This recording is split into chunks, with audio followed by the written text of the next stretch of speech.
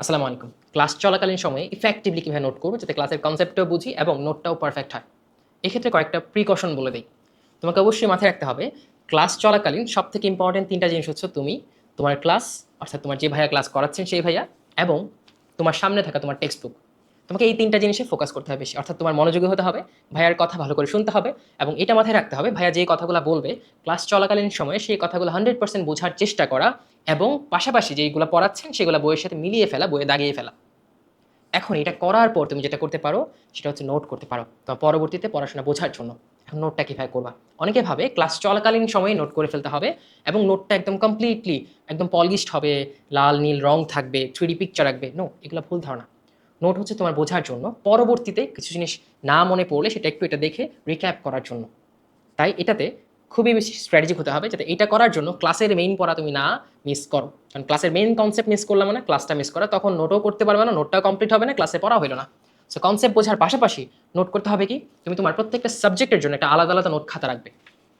তারপর যেটা করবা, যেদিন যে সাবজেক্টের ক্লাস তুমি তো আগে থেকে জানবা রুটিন থেকে, তুমি চেষ্টা করবা ওই সাবজেক্টের কোন চ্যাপ্টারটা পড়াচ্ছেন সেই চ্যাপ্টারটা একটু আগে থেকেই পড়ে রাখা এবং তোমার নোট খাতার মধ্যে সেই সাবজেক্ট এবং চ্যাপ্টারের নাম, টপিকের নাম টুকে রাখা আগেই।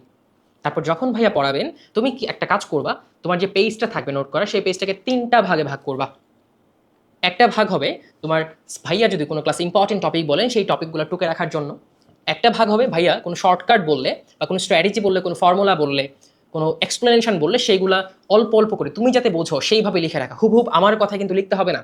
অনেকে হুবহুব ভাইয়াদের কথা তুলতে চায়, তখন অনেক কিছু মিস করে ফেলে। নো, তুমি যতটুকু লিখলে বুঝবা ততটুকুই তুমি তুলবা, এর বেশি তোলার দরকার নাই। কারণ ম্যাক্সিমাম আমরা যে কথাগুলো বলি সেগুলো বইয়েই থাকে। আরেকটা পোর্শন বাকি আছে, ৩টা ভাগ করতে বলছিলাম, ২টা ভাগে তুমি কোনো শর্টকাট এক্সপ্লেনেশন এবং ইম্পর্টেন্ট টপিক লিখেছো। আরেকটা ভাগে ভাই যদি কোনো কিছু বলেন যেটা বইয়ে নাই, এটা এক্সট্রা ইনফরমেশন তুমি লিখে রাখো, তখন সেই ভাগে তুমি সেটা লিখে রাখবা। সো ক্লাস চলাকালীন সময় তুমি এইভাবে নোট করবা। তারপর আমরা ভাবি যে ক্লাস শেষ, নোট করার কাজও শেষ। নো, তারপর একটা কাজ বাকি আছে। তুমি ক্লাস শেষ করার পর ৫ মিনিট ব্রেক নাও, এরপরে ইমিডিয়েটলি ২৫ থেকে ৩০ মিনিট সময় নিবা তুমি যে নোটটা টুকে রাখছো সেই টুকে রাখা কথাগুলোকে, শব্দগুলোকে গোছানোর জন্য। কারণ তুমি মাত্র ক্লাসটা করেছো, ইনফরমেশনগুলো মাথায় আছে, ওই কথাগুলোর সাথে মিলিয়ে, বইটার সাথে মিলিয়ে তোমার যে টুকে রাখা কথাগুলো সেগুলো আরেকটু প্রাসঙ্গিকভাবে সাজিয়ে ফেলবা। তাহলে দেখবা ইফেক্টিভ হবে, তুমি ক্লাসটা বুঝতে পারছো এবং তোমার নোটটা অল্প সময় একটু গোছানো হবে। ঠিক আছে? আর তুমি তো নোট কম্পিটিশন যাচ্ছ না যে ওয়ার্ল্ড নোট কম্পিটিশন আমি যাবো, আমার নোটটা সব থেকে দৃষ্টিনন্দন হইতে হবে, দরকার নেই। সো এভাবে তুমি নোট করো, খেয়াল করে দেখবা এভাবে নোট করলে তোমার পড়াশোনাও ঠিক থাকবে, তোমার নোট করার যে আবেগ, নোট করার যে প্রবণতা সেটাও তুমি ধরে রাখতে পারবা। So all the best. এভাবে নোট করার ফলে তোমার উপকার হচ্ছে কি হচ্ছে না সেটা আমাকে অবশ্যই জানাবে। আসসালামু আলাইকুম।